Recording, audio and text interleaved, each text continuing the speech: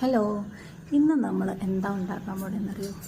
എറണാകുളത്തുകാരുടെ മാത്രം സ്പെഷ്യലാണെന്ന് എനിക്ക് തോന്നുന്നത്. ഞാൻ ഈ എറണാകുളത്ത് വന്നിട്ടാണ് കണ്ടേക്കുന്നത് മുട്ട തിളപ്പിച്ചത്.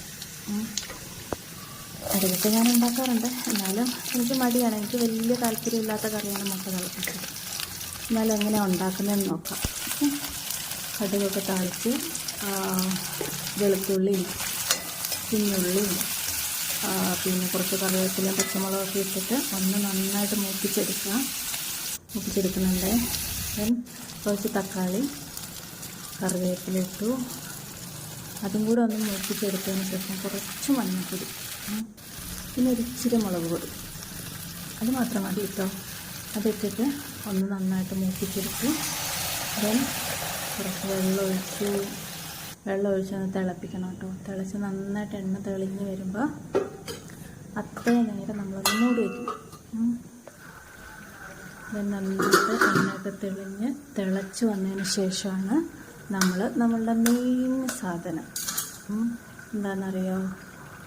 മുട്ട പൊട്ടിച്ച് ഇങ്ങനെ പയ്യെ മുട്ട പൊട്ടിച്ച് അതിൻ്റെ ഉണ്ണി പൊട്ടാതെ ഇട്ട് കൊടുക്കണം. ഞാനിപ്പോൾ ഒരു 3 മുട്ട എടുത്തേക്കുന്നത്.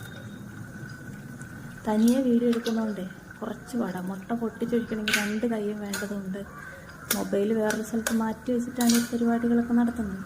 ഓക്കെ, കറക്റ്റായിട്ട് കാണാൻ പറ്റുന്നുണ്ടോയെന്ന് അറിയില്ല. ഇതിൽ ഞാൻ 3 മുട്ട എടുത്തേക്കണം. ഞങ്ങൾ 2 പേരേ ഉള്ളൂ, എന്നാലും ഒരെണ്ണം കലങ്ങിപ്പോയാലും 2 പേർക്കും 2 മുട്ട കിട്ടുമല്ലോ. എന്നിട്ടൊന്ന് അടച്ച് നന്നായിട്ട് വെക്കുക.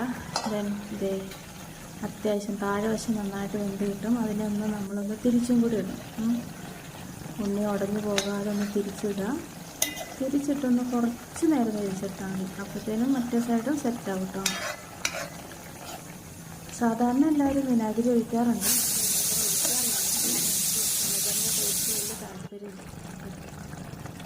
അതുകൊണ്ട് ഞാൻ വിനെഗർ ഒഴിക്കാറില്ല. തക്കാളിയുടെ ഈ പുളിയിൽ അങ്ങ് അഡ്ജസ്റ്റ് ചെയ്യും. അത് അവസാനം ഇച്ചിരി കറിവേപ്പിലയും കൂടെ തൂവി സെറ്റായി നമ്മുടെ മുട്ട തിളപ്പിച്ചത്.